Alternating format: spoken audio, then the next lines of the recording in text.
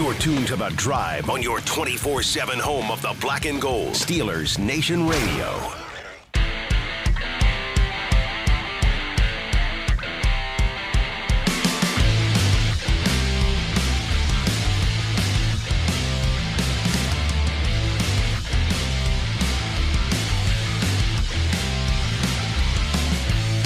Good afternoon, Steelers Nation. It's The Drive on the Steelers Audio Network. Wes Uhler and Matt Williamson with you here for the next 2 hours on a Friday.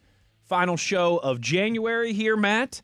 I hadn't thought of that. This will be our final Friday show for a long time where there is still an NFL game on the horizon. Yeah. Wait, true. no, that's a lie because next Friday will be. Well, there's no one Super coming Bowl. up, right? Dang it. Sorry. Totally stepped in it on that one. Just cut and paste that next week. Yeah, that's right. Yeah, there We'll you go. strike that from the record and just put that one in the back pocket for 7 days from now. But there's plenty that we want to get to today, Matt. Mike McCarthy was on the DVE morning show this morning. We'll play some of his comments and discuss some of that later. Cool. We're going to catch up with Bob Labriola here in a little bit. We'll do some Senior Bowl and some free agency, kind of draft and free agency stuff like we've been doing. But I figure, once again, as we will continue to do as long as it is pertinent, just news of the day to get us going here. Yeah, absolutely. On the drive. Seems to be something every day nowadays. There certainly is. And a weird story out of Minnesota where the Vikings have fired their general manager. Now, I know I'm going to butcher his name, but I believe it's Kwesi Odafo-Mensah is how he I think you nailed pronounces it. You're is just how- as good as I would have done. is how he pronounces it. Mm-hmm. 4 years he's been there, Matt. And I'm not saying the decision to fire him is the weird part, because I think you can look at, they took a step back this year after being so good last year. And, with some of the personnel decisions with going with McCarthy over Darnold and some of those things that don't look so great in hindsight. But just the timing is weird. The Viking season ended 4 weeks ago, and so to just make this decision now, I don't know. That's bizarre timing to me. Do me a favor and go to drafthistory.com and pull up the Vikings' past 5 drafts or so, since he's been there. Probably not great. It's not. And that being said, I wanted to address what you said first, because my phone's acting up, but as soon as I walked in, I got a notification about this, and I'm like, why not do it either right after the year, or, as I found out in the scouting world, their contracts go draft to draft. Like when I Makes sense. I got my first day with the Browns was the day after they drafted Kellen Winslow. My last day was the day after we drafted Braylon Edwards, exactly 1 year later. Okay. So I assume GM contract's the same because you have a job to do to build a draft board and all those things. Now, I think he's much more of a numbers guy. I don't think he's the Whittle of the version. You know what I mean? Sure. Grinding tape like crazy. Sure. He's an analytically based dude. But if you look at the draft history, they made some big swings and really have gotten very little on day 2. I mean, second and third round picks are so valuable, and they've traded them to move up for McCarthy. They moved back in the first round for Dallas Turner, the defensive end out of Bama. It doesn't mean their story's written, those two players, but they're 2 big cuts, and he's swung and missed on both. And Darnold in the Super Bowl doesn't look so great. No, it certainly does not. Right. And his first round draft pick is no longer on the team. Who was that? Was that the safety out of Lewis Cine? Yes, out of Georgia. Yep. Total waste of a pick, basically. Right. I mean, you look at it. There's He's a lot of empty chairs in terms of their draft picks, and as you mentioned, 3 or 4 drafts, something like that. 4 drafts, Okay. I believe. Yes. As you mentioned, in 2023, they had no second-round pick. In 2024, they had no second or third-round pick. Yeah. In 2025, they had no second-round pick. Those are starters. And when you Cheap are starters. when you're trading picks like that, you better nail it. You got to hit. You got to hit. Yeah, absolutely right. When you're trading future second-rounders to get into the back half of a first round or your future picks for something like that, it's got to work out. It's got to be for somebody you love, which they loved, but they're not getting it out of it. Lot of empty chairs in terms of those draft picks, and we know for a GM that's kind of that's sort of the bottom line, job right? number one. Yeah, I've seen enough talent and building through the draft. I mean, I've watched 4 drafts of you, and what have you brought to the table? Not enough. Not enough. Yeah. So that again, and I remember this with the Dublin game. Their defense is almost no one is homegrown except for Harrison Smith, and that was like Smith 14 years ago. Right, yeah. Exactly right. They don't have any starters that they drafted. No, and so, like I said, the decision, not the puzzling part. Maybe the timing is a little weird, yeah. But as you lay it out with some of the contracts and some of the stuff there, maybe it was. Yeah, maybe they were waiting for the Flores stuff to get settled to find out if they were going to have him back or not. And I don't know who their director of player evaluation is, or director of player development is, or whatever. But they probably have some tape grinder that's building the draft board. I'm sure. Yeah, absolutely, as most organizations do now. Right. Matt, speaking of, they just don't want him making the picks, which I get. It's a tough spot. It is. At times you can succeed and not get as much credit as you deserve. At times you can struggle and get more blame than probably you deserve. Yeah. That's the nature of the beast. Atlanta has hired their next general manager. Matt, Falcons are hiring Bears assistant GM Ian Cunningham as their general manager. Okay. So a complete overhaul for the Falcons this offseason. New head coach Kevin Stefanski, new GM Ian Cunningham, and remember, new president of football operations, Matty Ice. Former MVP and Atlanta Falcon, Matt Ryan. And it sounds as though, and it came out yesterday, that I guess they restructured Cousins' deal. Mm-hmm. I think he's set to get released, or I don't know if it's a June 1st designation. Is that what that sounds like to you? Is that okay. They restructured it a week or two ago, and then Schefter, I think, reported yesterday that they are going to release him. Give him somewhere, like we'll let you finish your career somewhere where you can be the guy. I guess. I mean, maybe he goes to Minnesota or something like that. I wouldn't have interest in him here. I mean, if you're going to go old, Rodgers is the only one I'd even consider. But wholesale changes for the Falcons, which I don't have a problem with at all. I mean, they've kind of been spinning their wheels. I just wonder, do all these new guys love Penix? Because none of them drafted him or anything to do with acquiring him, and he's injured. That was the surprising part for me. Yeah. They're not tied to him. They're not married to him. They didn't draft him. Mm-hmm. It's not like he has shown a ton of promise or upside. No, he worries me. And he's coming off of a significant injury. So right. You would almost, if I was like new general manager day one in Atlanta, I almost would be like, hey, give me Kirk Cousins for a year, and that'll give us time. That'll give us time to figure it out. Or at least until Penix is all the way back. But maybe they look at it and we'll sink or swim with Penix for a year. If it works out, great. If it doesn't, we'll be in position to draft a guy next year. I was thinking that too, because remember, they don't have a first-round pick either. Right. So maybe sinking isn't all that terrible. They probably all have job security. They're all new. I was going to say, remember, not everybody looks at this thing like we do from black and gold glasses, where that's never an option on the table. If we get a lot out of Michael Penix, yay, everybody wins. If we get nothing out of him, we might win too and get a 8th pick in the draft. Exactly right. So that's kind of around the league news. We do have a little moving and shaking, nothing concrete, nothing really. Nothing's been official yet, Nothing right? different or official from what we discussed yesterday, but it looks like Patrick Graham still has a great chance to be named the defensive coordinator. Looks like Jari Evans, by all reports, is going to be joining the staff in some capacity, which I think is really exciting in a few different ways. But let's take our first break here, a little bit shorter of an opening segment, Matt, because we have Bob Labriola coming up on the next side. Yeah, we haven't talked to him in a while. We haven't talked to Labs in a while, so I want to leave plenty of room. We'll do a few extra minutes with Labs. And then maybe finalize some coaching updates after we talk to the Dean of Doom and the Lord of living in his fears. I haven't said that in so long. I'm tripping over my words here. Bob Labriola on the other side. Matt and I are just getting started on this Friday. It's The Drive on Steelers Nation Radio on the Steelers Audio Network.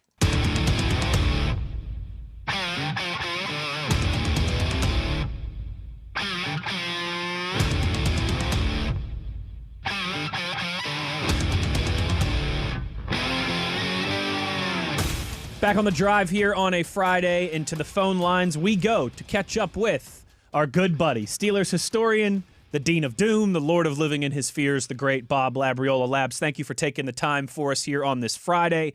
Plenty that we want to get into with you, so I'll just jump right into it. There's been a ton of speculating in the week here of the Steelers and hiring Mike McCarthy and going with an offensive mind versus a defensive mind, going with an older, more experienced guy versus a younger guy, and all these different, what were their priorities, what were their angles, what were their process. at the end of the day, I think it's pretty clear they hired Mike McCarthy because they believed that he was the best coach available for the Pittsburgh Steelers to hire this offseason. I agree. A lot of the things you mentioned, I think, contributed to that.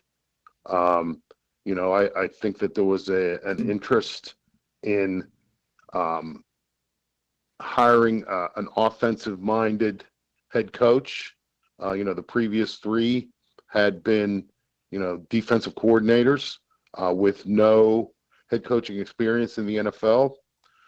So this represented a change from the same old. This Mike McCarthy is a offensive-minded coach, someone with a reputation as a developer of quarterbacks, and someone who has success as an NFL head coach. Bunch of wins, Super Bowl ring.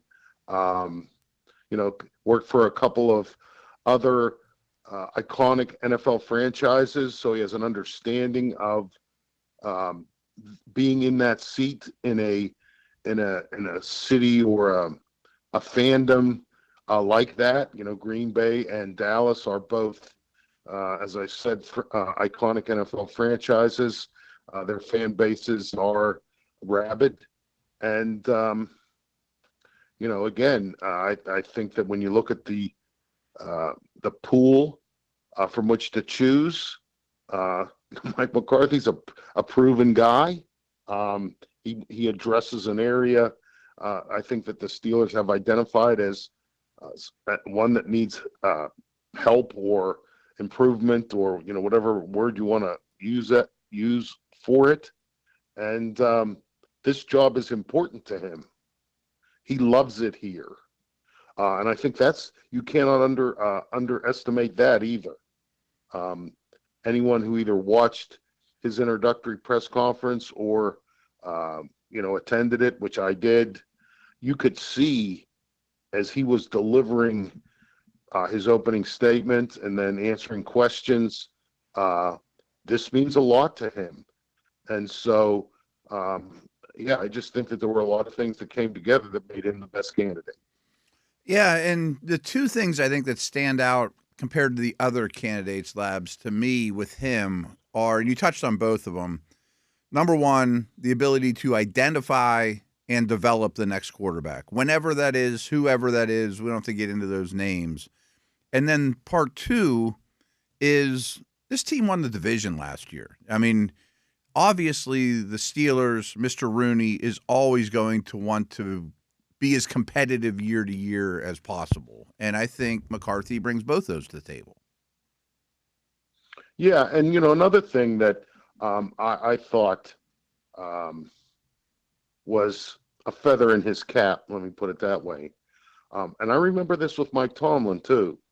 Mike Tomlin, when he was hired, he came from a Tampa 2, Tony Dungy defense.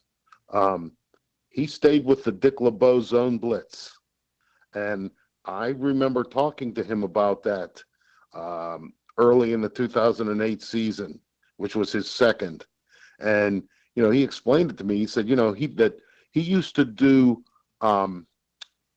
studies, off-season studies, deep dives into, different things that were going around the league, research projects, kind of. Mm-hmm. And he said, so he was very familiar with the zone blitz, Dick LeBeau's version of it, the Steelers personnel.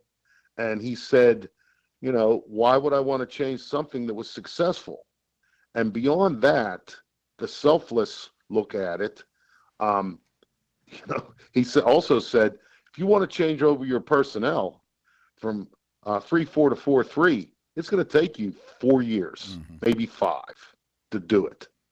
And Mike McCarthy said something similar on when he was introduced, that he was going to stick with the 3-4, because you looked at the Steelers personnel, and that's what it was geared towards. And that kind of a attitude by a candidate who then that you hire, I think is a very good quality to have. You don't necessarily want somebody who's just going to come in and tear things down just to show you who's in charge. Again, that was another quality of his. I think that I like personally, and I would believe that it was an asset for him in his interviews. You know, and why would you, as Art Rooney said when at the Mike Tomlin press conference, why would you want to waste a year when you weren't trying to compete? Again, as I said, I understand. Well, let me take that back. I don't understand a lot of the pushback, criticism of this hire. Mm-hmm. Let me just say this. You didn't ask me this, but I'm going to kind of go there anyway. A lot of the names that Steelers fans seem to want, and a lot of media maybe wanted as well, they didn't get hired. It's a great point. These guys for such slam dunk lock candidates for these head coaching jobs, look at all the head coaches. They're all guys who had other jobs, recycled guys, if you want to use that word, veteran guys. All these hot coordinators. Ben Johnson and those people. They didn't exist in this hiring cycle. Mm-hmm.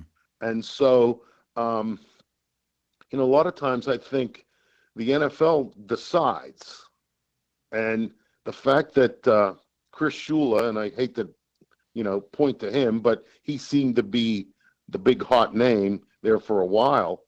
The Dolphins didn't even hire him. So I don't know why, but if he was such a slam dunk candidate, I think that's a legitimate question to ask. Yeah. Why would the team that his grandfather, why would the franchise, let's be clear on that, because Don Shula's association with the Miami Dolphins came very early in their franchise history. Why would the franchise that Don Shula turned into whatever it was and it's on its best era want to have nothing to do with him? So again, as I said, I'm not here to run down Chris Shula, but I think that if he was such a slam dunk candidate, there would have been more interest in him, and maybe he would have a job by now. As Matt likes to say a lot, the rest of the league will tell you how they feel about personnel, and certainly I think we can absolutely deduce something from that, Labs. I think that's a fair point to bring up here. Labs, is it fair to deduce? I don't even know. That's a bad transition. But does it, if as we're sitting here right now, it is the end of January. It is a long time, even until training camp, and certainly until September when the Steelers will play their first regular season game. But does it feel like, as we sit here today, there is a pretty substantial chance that Aaron Rodgers will be under center starting for the Pittsburgh Steelers once again in the fall of 2026? Truly, I don't know how to handicap that. I don't, it's going to come down to, does Aaron Rodgers want to play anymore? Mm-hmm. And you think there's interest from the Steelers, though? Question mark. I think they are not opposed. Yeah. Because, as Art said, we all have to sit down and see if it makes sense for everyone. Okay, and that means, does Aaron Rodgers want to play? Does he want to play at all? Does he want to play for Mike McCarthy and the Steelers, more specifically? And, what are his demands? Because he's a free agent. Does he want $40 million? Mm-hmm. Is he willing to, do some sort of team-friendly thing? Again, I don't know the answers to any of these things, but I think these are the issues that have to be hammered out or at least aired. Let me just say this too. The whole narrative about if the Steelers want to end up doing business with Aaron Rodgers again, they're going to be held hostage all through the offseason. Number one, that wouldn't happen. And number two, it didn't happen last year either. Yeah. Just because it wasn't announced, just because social media didn't know, just because a lot of radio talk show hosts weren't informed, doesn't mean that Mike Tomlin, Aaron Rodgers, and Art Rooney II hadn't come to some understanding of what was going to end up happening in June.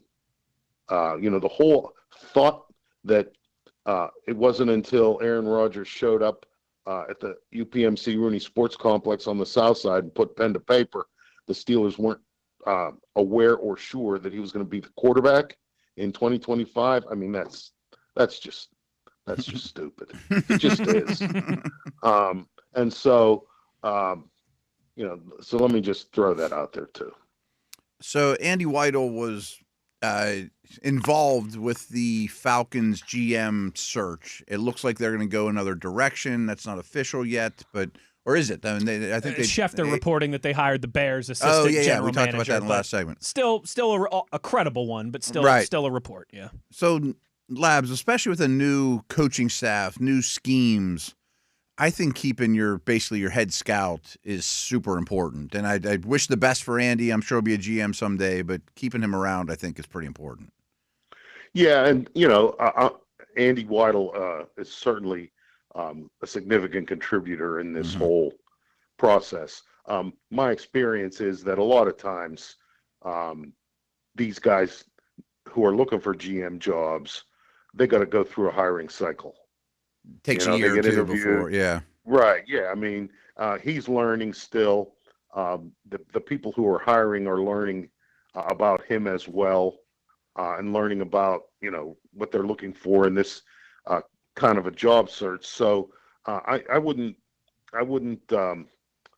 make any giant leaps to Andy Weidel being not hired. I don't want to say passed over, because that's mean. Not hired by the Falcons is some sort of testament to his fitness. Oh, right. For this kind of job. So and I think it's a good thing for this team, the Steelers. I mean, in the situation that they're in, new head coach, that your personnel department is not also undergoing an upheaval. And the Omar Khan, Andy Weidel tandem dynamic, however you want to describe it, I think they're starting to gain their footing too, and get better at what they're doing, and those kind of things. And so I think that's a positive development for the Steelers. Lab, something you mentioned earlier that I wanted to follow up on you with, and it is Bob Labriola, Steelers historian, with us here on the drive on this Friday, mentioning McCarthy's time with Green Bay and Dallas, two other storied franchises, big, rabid fan bases with high expectations. How much do you think that is really going to be a benefit for him as he starts another NFL, cornerstone franchise head coaching job with a fan base that expects to win and be successful and be in contention every year? I mean, we don't have to be naive, right? It's different coaching managing the Red Sox than it is the Pirates. It's different coaching Pitt basketball than it is Duke or Kentucky or Kansas.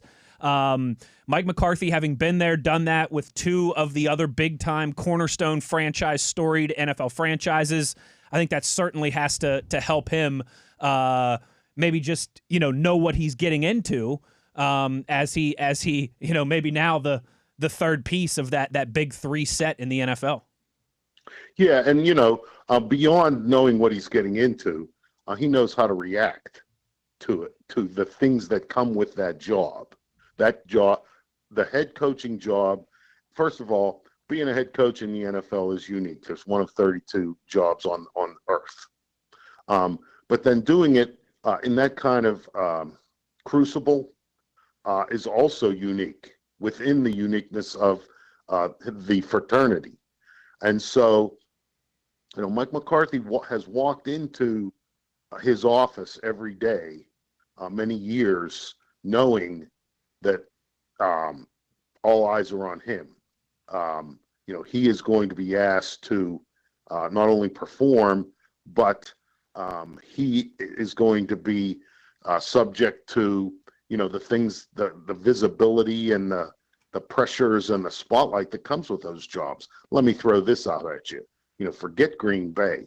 Let's talk about Dallas. Yeah. After every game Mike McCarthy coached for the Cowboys, he went into his post-game presser having had the owner already talk to the media. Yep. A little different than Green Bay. Right. Yeah. That's a reality. So, he has handled that kind of thing. They went 12-5, 3 times that he was there. So there was a lot of winning, and he was able to foster a lot of winning and the things that you need to foster to have that kind of winning under a situation where the owner could be throwing you under the bus if you lost the game before you don't even know that it happened, because then you go into your press conference. I mean, I've seen these things where the question would start with, Mike, Jerry Jones just said this about that. Yes. How do you respond to that? Plus, Jerry has like radio shows throughout the week, and yeah, there you go. Right. I mean, Jerry Jones is not someone you can. If you're the head coach of the Dallas Cowboys, whatever you think of him, forget that. You can't just kiss him off, because he is completely and totally in control there. Yeah. So, I just think that kind of experience for Mike McCarthy, I can't imagine a realistic scenario where that would ever happen in Pittsburgh, but I think that has thickened his skin a little bit. I don't think that it is also given him the kind of experience that, it should just help him. When Art Rooney talked to me about why the decision was made to hire Mike McCarthy, and one of the things we got around to was I asked him about the reaction to it, which at the time was largely negative. I don't know that it's improved a lot, but there was still some disappointment / negativity about the hire. And one of the things Art said was, we're not looking to win the initial press conference. Yeah. We want the best coach for us to compete for a championship. Well, let me tell you, I was at that initial press conference, and they won that. Mike McCarthy won that press conference.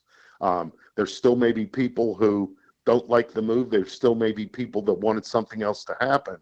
But anybody who was in that room or watched it, who was in the business, will tell you he won the press conference.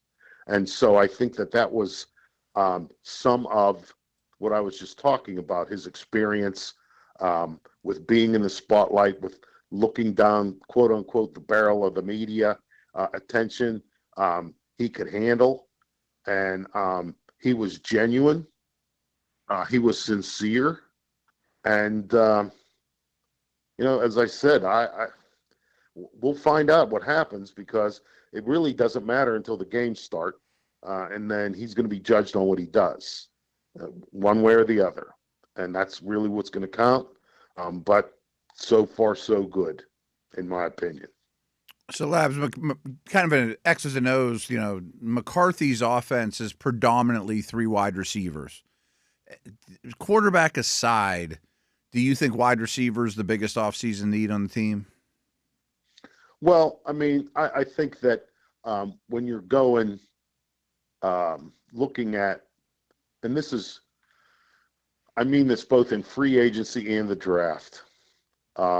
I don't know what's available in free agency in terms of wide receivers. I do not believe, beyond Aaron Rodgers, that there is a whole lot of realistic quarterbacks that you can acquire, as unrestricted free agents, trades. I think, I believe the Steelers would rather spend draft capital, significant draft capital, if they're using it on a quarterback, on someone they draft and can develop from the beginning, as opposed to a recycled guy. So, I do believe by the end of April, when the draft comes, that the Steelers will have some idea what their quarterback situation is going to be, number one, in terms of free agents. And also, they will have a better idea of what the class of quarterbacks in the draft looks like. who they like, where they have them in terms of where you would have to pick them, etc. Okay. Once that's all figured out, I do believe that adding weapons is something that is it has to be done. Yeah. And I don't know that they necessarily have to be wide receivers, but certainly the 2 games they had to play without DK Metcalf kind of emphasized that there were not enough weapons as eligibles that could due to a stress of defense the way that you need to stress one to win important games, late season games against good teams. So is that the number one? To answer your question, could be wide receiver, or again, if there is a quarterback there that they really like round one, and McCarthy likes him, and there's agreement on that, I could definitely see it being a quarterback. What I cannot see is one of the ongoing fan narratives. Let's just go with Will Howard and see what he can do. Right. There's a path for Will Howard to win that job, but he's not going to be anointed. He's not even anointed the number 2 job yet. Right. I mean, so again, I say this. I wish I had a nickel for every time I've said on your airwaves, on your show. I'm not here to run down Will Howard, but he's not going to get anointed. Yeah. Then I probably wouldn't have to do these shows anymore, and I'd be calling you. You'd have to be calling me in Bermuda when I was lounging on the beach. But I mean, it's again, he's maybe Mike McCarthy has said he's excited about working with him. He sees a lot of potential in him, all of that kind of stuff. But anybody who thinks that the Steelers are going to training camp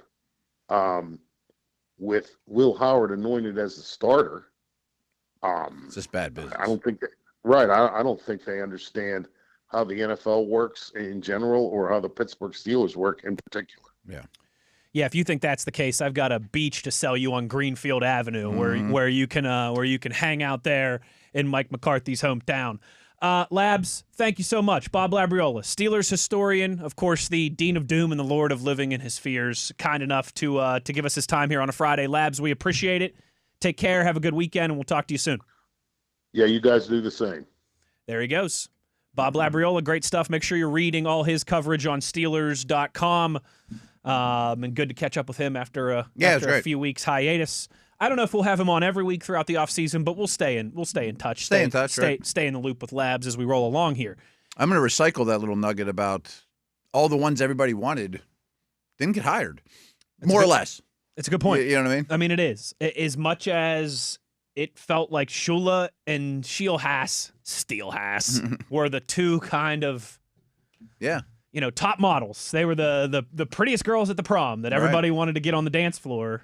They're both not head coaches as we speak. They are not head coaches as we speak. And if you listen to reports out of Vegas and Arizona, it doesn't sound like either of those organizations are zeroed in on either of those two. That also at the same time doesn't mean that those two are schlubs. No, that's all we're saying. But right, and everybody completely missed the mark. And but just a lot of times you have to be careful with the perception matching the reality and vice versa. Sure. We don't know how interviews went and all those things, Matt, you want to talk some free agent wide receivers on the other side? Yeah. Let's do that when we come back here to close down the first hour, kind of piggyback off of what we were just talking about there with Labs and something that Matt and I have discussed a few times over the course of the week. We'll do that to wrap up the first hour of the drive when we return. Uhler, Williamson, Steelers Nation Radio on the Steelers Audio Network.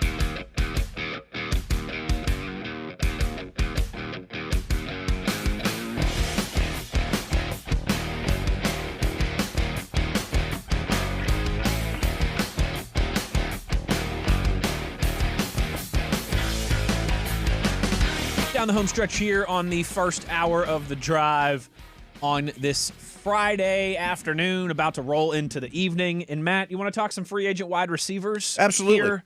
So we did touch on this, I think, a week ago, that there could be a lot of veteran receivers on the move. We didn't specifically hit the free agents, but we did talk like A.J. Brown, Tyreek Hill, Brandon Ayuk. I mean, there's some big-name tradable guys that I think could move. DJ Moore. Mm-hmm. And then I know we'll talk draft here a lot in the coming weeks and probably in the second hour a little bit too.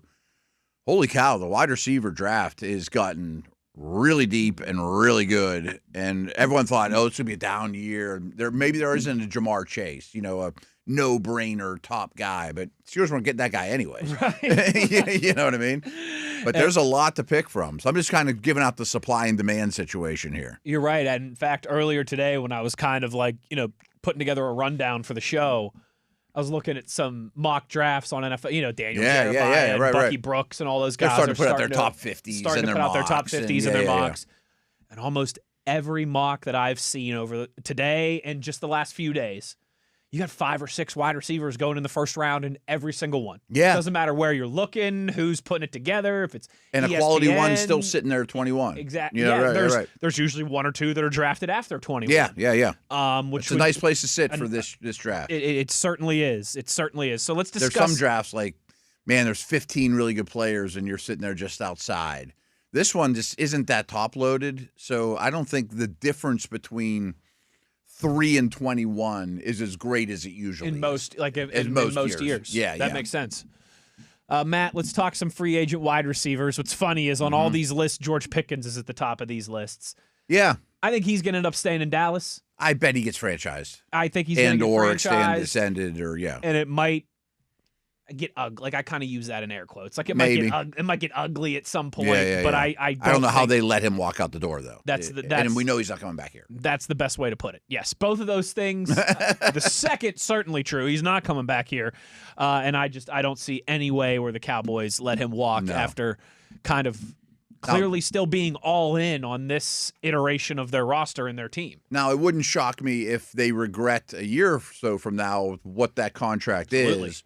But it was so successful for them this season, and really their window with all the moves after the Parsons trade is to win next year. I mean, they're set up pretty well to win next year with Dak and where they're at as a team. Alec Pierce, Matt, via this. Yeah. So this is I got a couple lists pulled up here of top free agents and breakdowns by position and. No, I think he's probably next. Alec Pierce, number 2. This is on the ESPN list. Now, these guys are going to be pricey, and we've already talked about this. I expect somebody we talk about today will be a Steeler in free agency. You get one day 2 of free agency, maybe not the break-the-bank guy, but somebody we're going to talk about in this segment. And then you still go into the draft with a serious need, and maybe the 21st pick is also a receiver. Yeah, absolutely. That's the blueprint as we sit here today. Yes. Now, a lot can change, but that's as we sit here today. Pierce, to me, is very interesting. I hate, and the Steelers don't usually do this, and I think it's good business. You're probably buying at the expensive, the worst part of the market, because he's going to be really sought after. And he's been an underrated player for years, but quickly you can become an overrated player when it's like, wow, he signed a $28 million deal. Oh, he's a nice story, all those things. But when the dollars come around, you might be like, wow, he's not that guy. It's a lot for him. But he's a good player. He's tall. I always bring up his volleyball background because he plays that way. You can see him spiking. He had like a great vertical. He's 6'4". He's real long and linear, fast. But this last year, he became way more of a well-rounded player. He was very much a one-trick pony, run down the sideline, beat deep post, that kind of thing. Yeah. But he's breaking off routes. He's much more of an every down, do-it-all type player. So he's ascending at the right time. You like the player, but just probably not the price tag. That's my hunch. There's so many people that could use him, so many teams that could use him, and he's ascending. Someone's going to get desperate. Yeah. Give him a little extra. Mike Evans. Maybe he's Bucks or bust. Maybe. It'd be hard to see him playing for another team. Yeah, it really would. That's like Cam Hayward playing for another team. But if he would, I don't think the Steelers are quite in this mold. I would assume it's like for the Bills or the Chiefs or, a true contender, one more year. Seahawks, I'm going to put on it. Rams. Yeah. I can't imagine him going to a non-obvious Super Bowl contender. That makes if sense. If he's going to leave Tampa at all. Guy that you mentioned, I can't remember if it was yesterday or Wednesday, Matt, but Romeo Doubs. Another one, I was not real high on Doubs compared to especially all the Green Bay receivers because I don't think they'll bring him back. Same with Indy. Indy's got a lot of receivers now. I don't know that Pierce will be back with them. Can't pay everybody. I kind of thought Doubs was their fourth best guy. But like Pierce, he really got better this year too. He did do 1 year with Aaron Rodgers. Not that 100% matters, but we mentioned him at the trade deadline and things like that too, that they at least have been on the same team together. Reliable route runner. I thought he was kind of a monotone route runner, and I don't mean that in a good way. But this year, he's stretching the field a lot more. I mean, you're allowed to get better. Dale and I said that 1,000 times with these dudes, and there used to be this thing with third-year receiver breakout. I mean, that's kind of like an afterthought now, but in his fourth year, he started to really break out. He might be the perfect guy if the dollars add up. In terms of just quality two, but maybe an awesome three. The role that he would fit into. In terms of Metcalf's different and your first-round pick. Wouldn't have to play right now every snap. And, boy, the three of them could be something together, Rashid Shaheed. He's another one I like a lot. He's going to be playing on Super Bowl Sunday. Yes. And, boy, I've gotten a lot of tweets. Man, the Steelers missed the boat not trading for him at the trade deadline. And same with Jacoby Myers. And I understand that, but the prices for those guys were pretty high. They were. And I don't believe that if they would have traded for Shaheed, they would be playing this upcoming Sunday. I don't think that was enough to throw you over the top. To put you over the top, yeah. And sure, now he's a free agent, and you would have thrown away some mid-round picks and not gotten anything out of him. He's a field stretcher, though. So, side note, I just wanted to mention this, too. When we talk Steeler needs, I don't want to forget, I think they need a returner. Yeah. And returners are more important than ever, and he's a very good kickoff returner. And these new rules, that's a lot of hidden yardage. Now, he also would be a quality 2, awesome 3. Field stretcher, one of the faster players in the league and plays that way. He's him and Doubs would twitchy. Be a hard choice if they're the equal contracts sitting here and you get to pick one of the two. Who do you take? I'm not sure. How you feel about, let's stay out there in the NFC West. How do you feel about Juwan Jennings? Interesting. Real chain mover, tough guy, blocks. That's a Shanahan thing. 3rd and 6, he gets you 7. Not real dynamic. Bigger body dude. Be fine.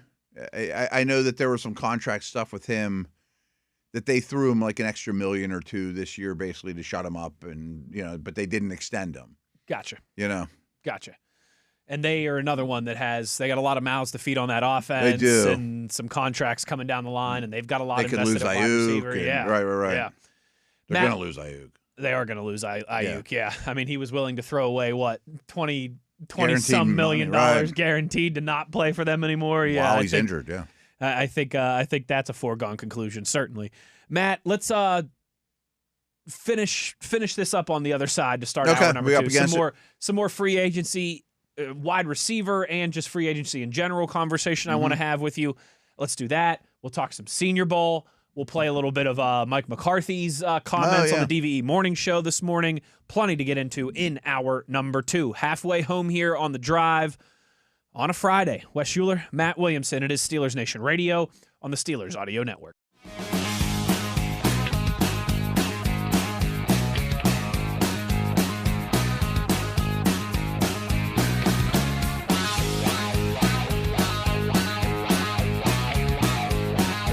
Good evening, Steeler Nation. How we doing? Well, that's good. Us too. Hour number 2 here on a Friday. Can I just tell you guys, every week when I say that, hour number 2 on a Friday, it's like a smile in my face that I'm like, I'm like Jack. I'm like Heath Ledger. Like, let's put a smile on that face. I'm like the Joker. I just can't stop grinning when I say hour number 2 on a Friday. It's supposed to get chilly this weekend, or chillier. I will say, though, how about that big, bright ball, like yellow-looking thing that was up in the sky How today? about that? That was a nice development. A little bit of snow melted on my driveway without me here, chiseling away at it. I feel so bad. Somehow we've still been getting mail every day, and I have no idea how. Today was the first day I got mail all week. My street looks like a bobsled course. Like there's like 4 or 5 feet And I felt high. for the dude. I'd like gotten to know my mailman, and I was taking the garbage out as he was delivering like this much stuff and putting it to my garage. It didn't even fit in my mailbox. I'm like, sorry, you must have the worst days. Like, oh, it's horrendous. The worst. I said to my wife, I was like, we should put like a little like a note, like a thank you, and maybe like a $15 Dunkin' gift card or something in there. And my wife was like, I gave him a gift card at Christmas. I was like, I know, babe, but this has to suck for This them. has been terrible, right? You can't even get like close to the mailbox, No. and there's so much. I mean, like, it was a whole week's worth. There's no way it's fitting in that mailbox. No chance. And I'm like, and it's funny because I was about to start a podcast. Like, it was 5 minutes to noon. At noon, I was doing a podcast or whatever. I was like, I should invite him in for a cup of cocoa or something. Yeah. This poor guy. It's like when the carolers come around the neighborhood, you're like, can I get you something warm? Right. Do you need coffee? Do you need hot cocoa? Matt, the Steelers need wide receivers. That's They one do. thing that we know for sure. So let's continue that conversation that we started at the back half of the first hour. If you might have missed it, you can go get that wherever you get your podcasts, on YouTube as well, and just some other free agency conversation. Yeah. Wan'Dale Robinson is an intriguing one to me as a potential wide receiver. Now, you'll hear this come up a lot in the offseason, and it doesn't mean it's a no bueno on these types, but they're true slot Welker, Edelman, Wan'Dale Robinson type guys have been less and less useful and less successful in today's modern NFL. And the biggest problem is they don't block anybody. You know, if you're going to be that close to the line of scrimmage, and teams can live in dime and nickel, and you don't make them pay for it with physicality, it's not that he can't get open, and he's been like the ultimate slot machine because his average depth of target is super low, get it out quick, but he had a really good year. The problem with signing him, first off, I don't want any more little guys. I mean, so that's strike number one. Sure. But the fact that free agencies before the draft, if you get a Dobbs, you could go any direction in the draft at the next receiver. Okay, this guy is a little smaller, but he can fly. Mm-hmm. Oh, he looks like George Pickens. Great. You know, but if you get Robinson, now there's 30% of what I'm looking at. I'm not interested anymore. Yeah. You know, and then I don't know if pigeonholing yourself is the right term because that might be a little too extreme, but you're taking some I don't want to options. limit my options. You're limiting your options. Yeah, you're right. Yeah. Before the draft even shows up. I think that's a great way to put it. Let's see. Any other wide receivers that we haven't mentioned? Christian Kirk. At the right price, but he's a spot Samuel. guy. Not what he used to be. These guys are all 30 now. Yeah. What like about those kind of guys I'd have some interest in after the first wave of free agency hits. You know, the tidal wave hits with all the big contracts, Sure. and they're still sitting around there 10 days after free agency opened that Tuesday. You want to sign a one-year deal, show up here in camp and see what you got left, and we're going to draft one in the first round? You could maybe convince me then, you know. How about someone from one of these teams that is pretty loaded on wide receiver and might be spare parts, like a Tutu Atwell or a Diami Brown? Yeah, they're fours. Yeah. You know, like and the problem is if you're a 4, you better give me something on special teams. Oh, absolutely. And they don't really. Atwell's too small for my liking too. Brown's fine. He just signed a 1-year deal for $10 million and wasn't worth it. You know, again, these are late in the process dudes. Yeah, the deal has to be right. 1-year deal, get you through the year type guys. You know? Yeah, absolutely. And some of them might even be after the draft if you don't get the guy you like. Move, you know. Yes, and that we know there's always those second, third, even fourth waves of free agency. Now with the cap going up more and more, free agency's rough. I mean, and this upcoming class looks real thin.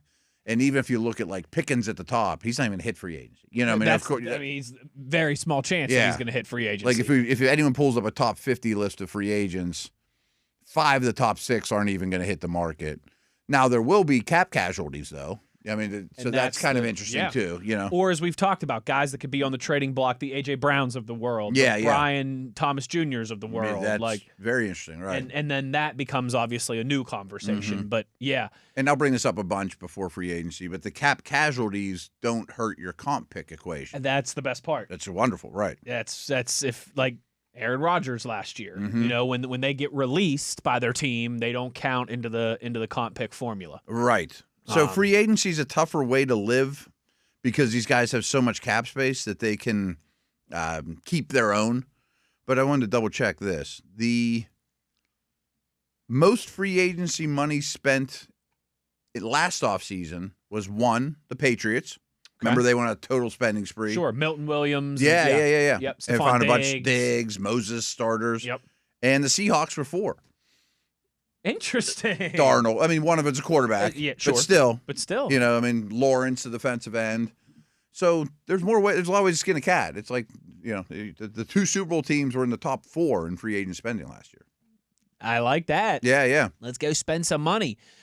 Here's just some quick numbers that Spot Track is predicting for some of those guys we talked about.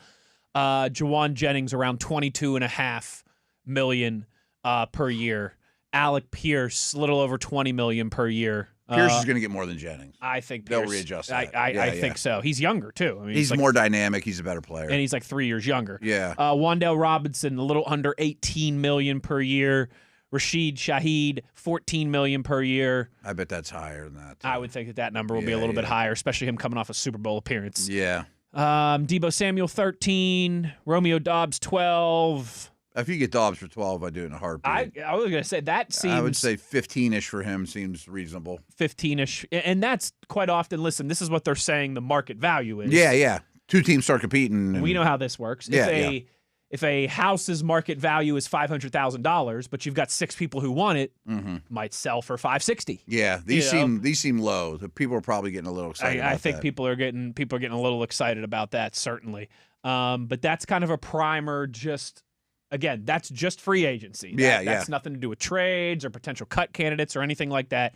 Just free agents. And as you mentioned, some of those guys, namely George Pickens. He's not going to be a Steeler, and he's not going to hit the market. Not going to make it that far. Matt, you want to spend a few minutes on free agency at large? A few names that I'd want to run by you. What happens to? I know we mentioned him yesterday when we were doing our AFC North kind of off-season outlook. What happens with Trey Hendrickson? The Bengals are such a weird organization that they hate letting someone walk out the door for nothing. I wonder if they franchise him, and if they do, he'll lose his mind. Rightfully so. Yeah, right. And I understand his frustration. I don't think he's going to be a Bengal, though. And inevitably, I think he'll be a Lion or a Bill or someone good, 2-year deal, big money. That's what it sounds. I mean, he's 31, so he's not old, but he's not a spring chicken anymore. He is. I mean, just a year ago, like this time last year, he was coming off leading the NFL in sacks. Yeah. I mean, he can. The Chiefs could use him. The Chiefs could use him. The Bills could use him. Yeah. Lions could. I bet he's on a good team. I think that makes a lot of sense. Yeah. He might even take a little bit of a discount to do I would so. if I were him, right? Yeah. George Pickens, we've talked about. Yeah. Tyler Linderbaum, we mentioned a little bit yesterday, too. You think he ends up back in Baltimore? Does that depend on how Minter wants to do things? I mean, that's a real. I could see him follow Harbaugh to the Giants. Yeah. There are quite a few Ravens assistants out there in prominent spots now. I bet he's not back. Hey, I wouldn't That'd hate be a big loss, right? Wouldn't hate that. Because their guards aren't very good either. No. The interior of the O-line would be decimated. Quarterbacks, Matt. Daniel Jones. I think he could work something out with the Colts. I think he stays there. But I don't think he's ready for week 1. No, definitely not. Not when you have an Achilles injury in week 14. Yeah, that late in the year. But what about your boy Malik Willis?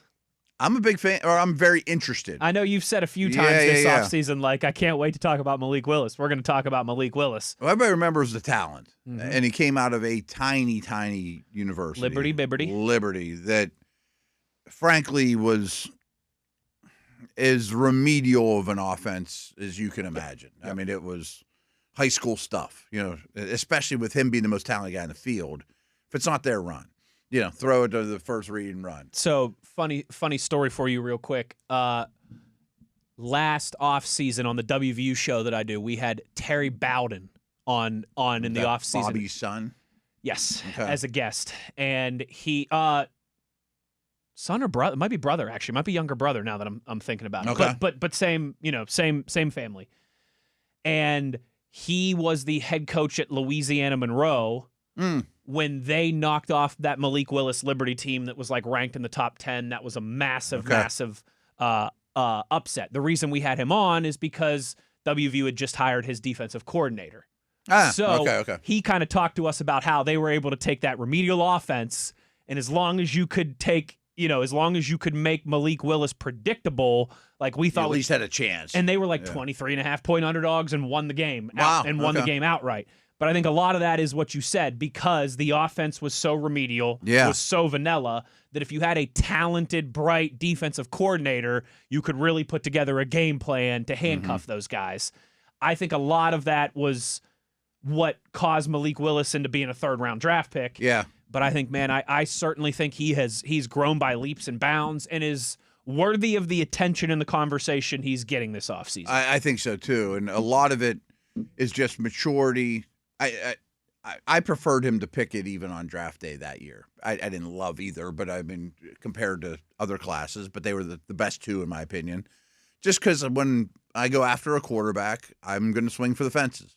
I don't want a double. I want a freak talent, and he has a lot of freaky abilities. Really strong. He's really thick, thickly built. He's not super tall. It wasn't a remedial offense because he's dumb and couldn't figure it out by all accounts. He just hasn't done it, and and it's just a lower level. And then Tennessee kind of gave him a raw deal and went to Levis, and then there was coaching moves too. But Packers are smart. They traded like a 5th-round pick for him. We'll just have him around and work on him. And he's done some good stuff since. I mean, I know there's not a lot of body of work there, but there's a lot to work with. It's going to pay off for the Packers because they're going to get a nice comp pick. Yeah, they'll get a third round comp pick when this is all said and done. But that's the thing for me. I mean, he's still just 26 years old, I think is the number. He'll be 27 next season. But still, for a quarterback, I mean, he's got a lot ahead of him. He's got a lot ahead of him. Completed over 85% of his passes this season, rushed for over 120 yards and 4 touchdowns. I think he'll start somewhere week 1. I do too. Like he could be the Dolphins or the Jets or somewhere like that maybe. Maybe here. Of the free agent quarterbacks, he's the one that could be the answer. Okay, you know what I mean? I'm gonna take your own exercise and turn it on its head towards you here. Okay. If I could tell you right now, Malik Willis is the Steelers starter week 1 in September, or go Fish? I'd probably go Fish. Yeah? Yeah. But Rodgers retires. Like, I don't know if you have to look at it like Rodgers versus Willis. But I think Willis will be in a position of power where he's not going to go to a team where he's clearly the backup either. Agreed. Maybe he'll have to compete for maybe a J.J. McCarthy in Minnesota type situation. Yeah. It kind of reminds me of like Fields a year ago. And a lot of people, example. Now Fields' stock has dropped since then, but I mean, that version then, yes, he was a year younger, still had all the talent. And some people have said they think Willis will get this very similar contract that Fields got with the Jets. I'll definitely take the over on that. I mean, there's such a shortage of quarterbacks right now. Maybe a dumb team gives them way too much. But I think he's worth more than Fields was 1 year ago. But even if you were to sign him and he were to fail, it doesn't cripple you that much. You're not going to pay him $50 million. No. I mean, you could still go right back to the well next draft. Absolutely. But I think it's worth taking a bite at the apple. That's the enticing part about it. Right. See what he is for a year, build things around him, develop him, and you might have got your answer for free without having to cost you a first-round pick. You might have, All right, Matt, couple quick hitters for you before we wrap this up. What happens with Breece Hall? I can see him getting franchised, too. him and Kenneth Walker are both up. I would want to keep those guys around one more year, unless the Jets just look at, especially if they would have been able to get into the Moore sweepstakes with Oregon. Yeah. But now they might not have a quarterback that's worth it. One of them could be a Kansas City Chief, though, too. Yeah. This just seems unfair, huh? Bunch of jerks. I could see the Chiefs ended up with like Breece Hall or Love or some big-time running back. That would be Yeah. That'd be a coup for them. Yeah. Certainly would be. Needed. Last one. What happens with Isaiah Likely? Finishing in the division here. I don't know. I think they're going to be a lot less tight end centric. They strangely gave Andrews a contract in the middle of the season, which I didn't see coming because I just assumed 31. But maybe at that point they thought they were going to run this double tight, 13 personnel forever. Sure. And they probably aren't now. They probably didn't see a coaching change coming. He could be sought after. Yeah. I mean, he's not going to get franchised. He's not good enough for that. No. I bet he hits the open market and makes good money. He's one of those guys I think could end up signing one of those like nudge type deals. Like, oh, did you see that? You know? Yeah. Like, he signed for good money with. Someone's going to look. He's going to be a starter. Yes. Yeah, yes. for sure. He signed for good money with I don't know, trying to think of a team that would be in that market. And I don't know, the Giants. And I say the Giants. Harbaugh I was actually thinking the same team. Harbaugh probably likes them. They could use another weapon. Young quarterback. Tell you what, though, it's going to be a lot of fun. We're just about a month away from free agency really picking up. We do have some Steelers names that we need to discuss, too. We'll do that. Mm-hmm. We'll also hear from Mike McCarthy. He joined the DVE morning show today and talked everything from Greenfield to offensive play calling and offensive coordinators and a whole bunch of different topics Nice. with Randy Bauman and Mike Pursuta on the DVE morning show. So plenty more to get to as we roll along here. Wes Uhler, Matt Williamson, hour number 2 of The Drive on Steelers Nation Radio on the Steelers Audio Network.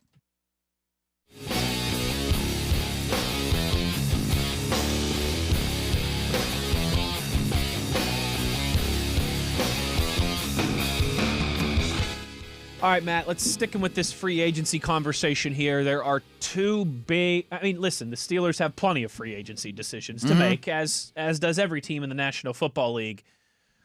But as we sit here today, and if you think there's a third that kind of deserves to be with these two, I'm all ears. But I feel like there's two big looming decisions for the Steelers, and that is offensive guard Isaac Seumalo. Yeah. And reigning team MVP running back Kenneth Gainwell. Let's start in the trenches. I would throw Pierre and or Samuel in there just because that's a starting corner. Yeah, no, if you were to lock them up, if you were to lock one or both those guys up, that's your starter opposite Porter until further notice. I think we were both very, very impressed with what Pierre did down the stretch. Yeah. Now that's hard to entirely just jump into and be like, I'm totally sold on this guy. Sure. But and it's a new staff. Seumalo I'd handle this way. And first off, we know that he's struggles to get to game day at times. He's often Wednesday practice off, veteran guy. So I wonder where his body is, but their doctors will know that better than anybody. I would assume he signs a 1-year deal somewhere no matter what. Unless he decides that he wants to sail off into the sunset. Which is possible, too. Yeah. I think you're right. I couldn't see whether it's Pittsburgh or elsewhere a longer-term deal. It feels like a year-by-year thing with him at this point. But he is a quality starting guard, and not many of those hit the market, and a lot of teams that have money could look at him as a quality contributor. Everybody needs offensive line help. I think you have to have a conversation with him because by all accounts, he's a really good leader in that young room. I think that's important. But if you were just to go with Anderson and a pick, it's not so bad. Mm-hmm. Or Broderick Jones, you didn't win the left tackle job. You want to play a little bit of guard.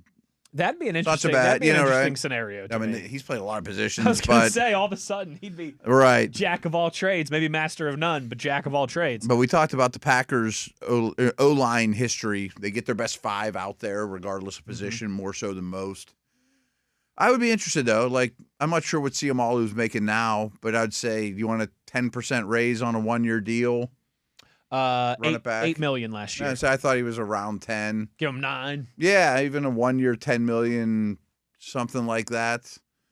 I think he's probably worth it unless your team doctors are like, you're hanging on for dear life. Right, you might only get 10 games out of him or type thing. Kenneth Gainwell, he's an interesting one. Going to be 27 by the time next year starts. Made just about $1.8 million in base salary last year. It's going to go up a lot. It's going to go up a lot. Yeah. Are the Steelers going to be the team to give it to him? Is there going to be some other team that overpays a little bit and he's like, this is my chance to cash in? I don't have a good feel for this one. I don't really either. Yeah. Because so much of it, I think, listen, there's the Caleb Johnson factor too. Right. Does the new What's coaching this staff think of does Caleb the new Johnson? Coaching staff look at Caleb Johnson and go, not our problem, not our guy, see ya? Probably. Or do they look at him and they go, hey, he's just a 3rd-round pick a year ago. I think there's something there. Yeah. And we know he's going to be in camp. Rookie season didn't go his way, but that's all right. That happens to plenty of guys who figure it out. And you draft a 4th-round guy, and Gainwell's not in the mix. Is that they've been hesitant over the years to give Warren a massive workload. Is that because he can't handle it? Is that because Tomlin and his staff didn't think he could handle it? Now, let's not forget the front office is still there. So they still have their same opinions on all these guys, Very good But that point. doesn't mean the coaching staff will agree once they get their hands on him. Gainwell's tough for me. It wouldn't shock me if he's like their top priority. They give him a 2-year, 15, 16 million over 2 years type of deal. I don't know if he'll hit 10, but he is a good receiver, and he could help a lot of teams. He doesn't have a ton of wear and tear on his tires, offense tires. They have cap space, but running backs aren't that hard to find. I guess I waffle on it like to no end. That's the debate with running backs. Yeah. Right? Unless you've got the Saquon or the Bijan Robinson where it's like, Right. we're not letting this guy go anywhere. It's always a tricky question. And a lot of times how this plays out, and if I were to put a chip down of how it plays out, is we like you, you like us, test the market and get back to us, And it might go 3 or 4 days in free agency and gets a call here and there, but not doesn't really go what the I way he thinks. And you're not as desirable a skill set that's hard to find that everyone's after. And Steelers say, how about $16 million over 2 years, and we're all happy. So I give him a 60% chance of returning. Okay, a little over half. Mm-hmm. Yeah, I think that's fair. Listen, there's always teams with cap space. Yeah. And there's always teams that are willing to overspend a little bit. That's just the reality of the situation. But if that team doesn't come knocking and make him a godfather, make him an offer he can't refuse, I think there could be a real interest in both parties. In him being a Pittsburgh Steeler. He was certainly a very pleasant surprise. And I'd like to have him back, but the world will keep turning, too. I mean, he's not the most irreplaceable guy out there, and he and his agent don't know that. Last one for you here, Matt, before we go to break. What's your thoughts on Calvin Austin and how that relates to the wide receiver conversation? I would not be super excited about it because of the size. Yeah. He would have to be well into free agency without getting a lot of attention. And I don't think he's a bad player. I just want a different style receiver.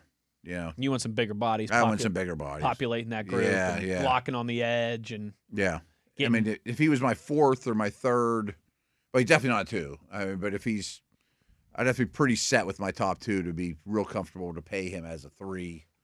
More of a 4. Yeah. Last one was we talked about this yesterday. Cole Holcomb is actually a free agent. I thought about that too. He does not have one more year. So he'd be an interesting one for me, too, if the price was right. I don't. You probably get him with what he's making now. Yeah, give or take. What that was, he didn't add much on tape to increase his value since his injury. $3 million. Yeah, I mean, certainly if you decide to cut Queen, then I definitely. Am, and would probably like to use a reasonably high pick on one too. That's the problem with cutting Queen. Because I don't think Harrison will be back. Same. Holcomb's a real nice 3. I think Holcomb's a nice 3 and Peyton Wilson's a nice 2. Yeah, you just got to kind of figure out if you're keeping Queen, what's going on there. Because I like Wilson and Holcomb in their current roles. Yeah. But I don't want to have them punching up a weight class all of a sudden. And if Holcomb probably get a 1-year deal at this point. Yeah. He's 29 now, will be 30 during the season next year. So I don't have a problem with him. Same. As you've mentioned, that's one of those positions where there's more of a demand than there is a supply in the NFL. Just competent off-ball linebackers who can get everybody set up in the right position, don't get picked on, can diagnose an offense, can get the call in, can get their guys lined up. I mean, I think he's still that. I do too. Yeah. Oh, I absolutely do. And he would be even another year removed from that massive leg injury. Like, maybe he's even feeling a little bit more comfortable heading into this season. I think you just said, what's he making now? Like $2 million? His base salary was $2 million, plus he had like a 1.6 signing bonus. So on a 2-year deal or something like that. Yeah. I wish he had one more year on his deal at that price, and you'd have to like give him a bonus or whatever, and you could just kind of have the bird in the hand. But, sure, that would be an idea. For him and Pierre both, that'd be great if that was the case. But all in all, though, the Steeler free agents aren't real menacing in terms of what you're going to lose. No, like you said, they're set up pretty well. All those guys, and even if you throw Aaron Rodgers into the conversation, the world will keep spinning. If there'll be other answers if they return or if they don't. The bigger questions are, what do you do with the Herbigs? What do you do with the Joey Porter Juniors? What do you do with those guys that are coming down the line for their contract extensions? How much do they want? How much do you have to give them right now? How does that work within the structure of an already highly paid defense? And how Mike McCarthy is obviously going to want to have an overhaul of some significant pieces on the offense. There's a lot to balance here, but it is still late January, and that picture will get more clear and clear as we roll along. Matt, let's take our last break of the day. When we return, Mike McCarthy on the DVE Morning Show. We'll get some tweets as well to close this thing down. Wes Uhler, Matt Williamson. It is The Drive on a Friday, Steelers Nation Radio on the Steelers Audio Network.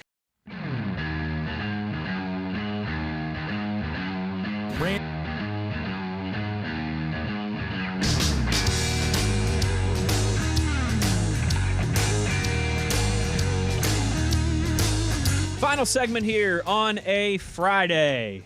What are we going to do this weekend, though, without any football, Matt? I mean, I will watch Senior Bowl. Senior Bowl. But yeah. You know what? Remember yesterday when we were like, I don't even know when the Pro Bowl is. Is it this week? I think it is this weekend. It's Tuesday. Oh, okay. I was wrong again. TV's looking at us like we're crazy. I'm almost positive it's Tuesday. Let me double check this. Yeah. Let's see. It is Tuesday. That's weird, but okay. Tuesday, February 3rd is the. I guess there's less competition. Nobody wants to watch it. I guess maybe on a Tuesday you'll get more people to watch than if it were on a weekend. But yeah, weird one for the Pro Bowl. Senior Bowl this weekend. You know, Matt, maybe that we're thinking this out loud now. Maybe there's something they could do to combine the Senior Bowl and the Pro Bowl. Like, I don't know what that answer would be. Have those Pro Bowl guys involved. I don't know. But that sounds like a pie in the sky idea now that I'm saying it out loud. But man, Tuesday Pro Bowl. Here we go. Okay. It's a long way from the Honolulu days. Certainly. Maybe we'll have to pick it Tuesday. Break it down. What's the early line? You got AFC or NFC favorite? Joe Flacco just got named as an AFC quarterback too, by the way. Seriously? Yes. Wow. His first ever Pro Bowl, which surprised me, but I guess when you considered he played in an AFC with Brady and Manning and Roethlisberger and Rivers. Right. I mean, I guess Rivers wasn't named this year. that would have been hilarious. We're almost getting to that point. That would have been fantastic, and that's actually, I think, a way that you would have gotten more people to watch. But Matt, Mike McCarthy, of course, has been the topic. I mean, I was going to say the topic du jour, the topic of the day, but he's been the topic of the week. Oh yeah, rightfully so. The hiring was announced over the weekend and then became official on Tuesday with the press conference. It's been about a week. We've known. Yes. And Mike McCarthy joining the DVE morning show this morning, of course, with our guy Mike Pursuta, Randy Bauman as well. You all know the gambit of the DVE morning show on your flagship home of the Pittsburgh Steelers. And just a fun conversation because they do obviously get into some X's and O's and what do you think about football stuff and quarterbacks and what are you going to do with your coordinators? What are you going to do with the defense? But they also have some fun, some fun Yinzer conversations. Yeah, I'm excited to hear. Growing up in Greenfield and talking about, the famous bar that his family owned that he used to clean on Sunday mornings before church. So good stuff here to close us down for today. It's Mike McCarthy on the DVE Morning Show this morning. Randy Bauman and the DVE Morning Show on your radio home of the Pittsburgh Steelers. 102.5 DVE. Joining us right now, the new head coach of the Pittsburgh Steelers. Something that has only been said 3 times since 1969. Greenfield's own Mike McCarthy, ladies and gentlemen. Coach, good morning. Hey, good morning. I can't tell you what an honor this is to be on WDVE. My goodness. I mean, you of anybody would appreciate that. You know, I remember Jim Tomsula saying, "Hey, I'm a DVE guy," and this is always this. One of the things that struck me when you were hired as the head coach is your family must have been so excited to not have to buy new team gear. Like if you said, "I'm the new coach of the Raiders," they'd be like, "Oh, Jesus, we got to go buy this stuff." They're already festooned with black and gold. Oh, absolutely. They've been wearing it under their, the other team's gear for decades. So it's good that we can openly wear our Steeler gear now. So no, it's been awesome. It's been an incredible week. Mike, more good news for you. We haven't changed our playlist since you were Pitt in '89. I thought I was going to be on. I thought I was going to be on with Paulson and Crane. Who the hell are these guys? I was totally. They threw me for a loop. Randy and Mike. I'm like, what the hell? Well, in speaking of your family, your introductory press conference, the emotions of that moment were felt across Steeler Nation. And when you said Pittsburgh is my world, I mean, that just got everybody right in the gut. And I was thinking it must have been so fun, might not be the right word, but gratifying for you when you got to tell your family before the rest of the world knew. What was it like telling your immediate family, I'm going to be the new head coach of the Pittsburgh Steelers? Oh, it was emotional. I mean, to say the least. And, and I think clearly, the press conference was really, it's tough. If you ever do a press conference in that moment, you don't want your parents sitting right in front of you, 4 feet away, because it was hard as soon as I walked on the stage. But no, it means the world to really all of us, because they've been with me every step of the way throughout my career, and to be able to come back home and be the head coach of the Pittsburgh Steelers. This is what you dream about as a kid. And, from the day, I got into coaching to the day that I was able to, be an NFL coach. This is the pinnacle for us. Well, Schefter reported at one point this was the only job you were interested in pursuing as a head coach. Is that true? Well, once it became available, I think, that the timing of it was a little later than the first two opportunities that I interviewed for. But yeah, definitely. It's like I said, there's nothing that compares. We're from Pittsburgh. We're like the people from outside of Western Pennsylvania. They think we're all warped back here. We just think we're normal. So, yeah. So it's just great to come home. How much have NFL offenses changed since you first started? And how do you think you've evolved with those changes as an offensive architect? I think football, I think you have to simplify it, and I look at it the same.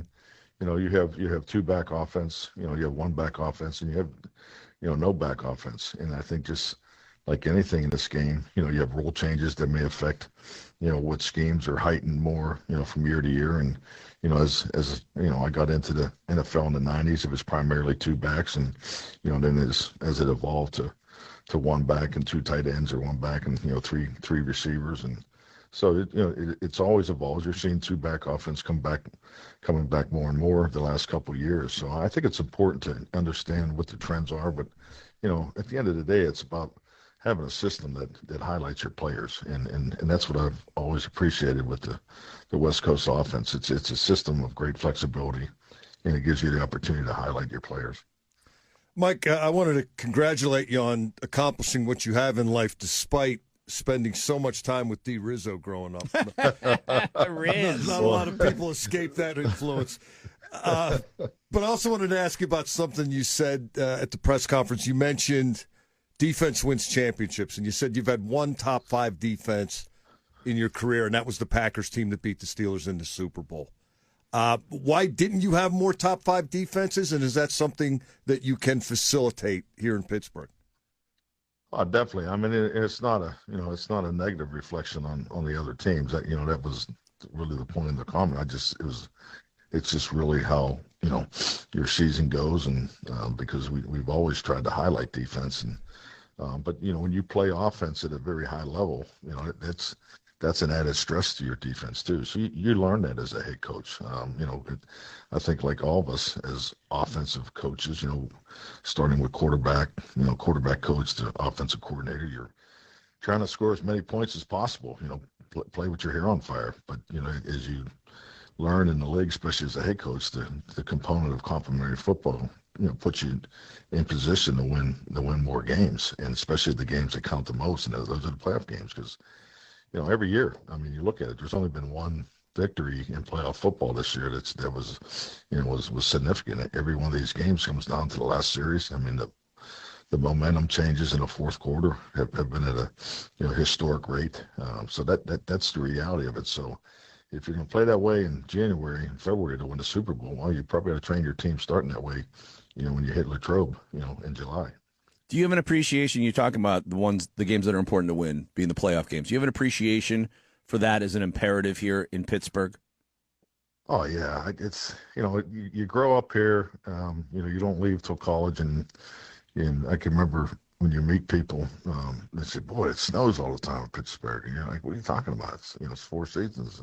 Because all they knew was the Steelers winning playoff games in the snow, and I think it's always resonated with me of how you need to play and how you need to train your team, and it's different. Trust me, I coached the team in Green Bay, that played outdoors, and I coached the team in Dallas that plays indoors, and it's your training environment, your home field environment is part of who you are, and I think this team, this town, has always been built for championship football. All right, to that end, Coach, don't you think it would be a crime if the NFL moved the conference championship games to a neutral site indoors? Yes, I missed that narrative. I've been a little busy, so that's the going. Yeah, Florio had it, and everyone's been weighing in on it, and it seemed like, oh no, is this one of those things the league is floating a balloon that's where it's headed, because of people thinking that AFC Championship game was adversely affected by the weather. To me, that is postseason football. Absolutely. And Denver played their asses off all year to earn that opportunity to play at home too. No, obviously they didn't end in their favor, but right. I don't think they would have wanted to play that game anywhere else. For sure.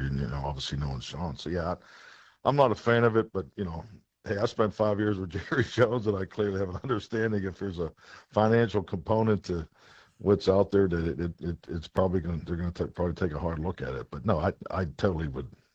I'd be opposed to it, but head coaches don't carry any weight on those big decisions. How different is it going to be working for Art Rooney as compared to Jerry Jones? They don't strike me as similar fellas. Well, I've been obviously beyond blessed with the 3 opportunities as a head coach, and all 3 of them are diversely different. So. And that's the reality of it. Art is every day right here. Jerry is there's a little more going on, but yeah, it's a little more going on. Yeah. Well, he's a remarkable businessman. I have great respect for him and his family and what they've accomplished, and they treated us, the McCarthys, very well in our 5 years there. So. But I'm obviously, just thrilled to death to be here and to be part of the Pittsburgh Steelers.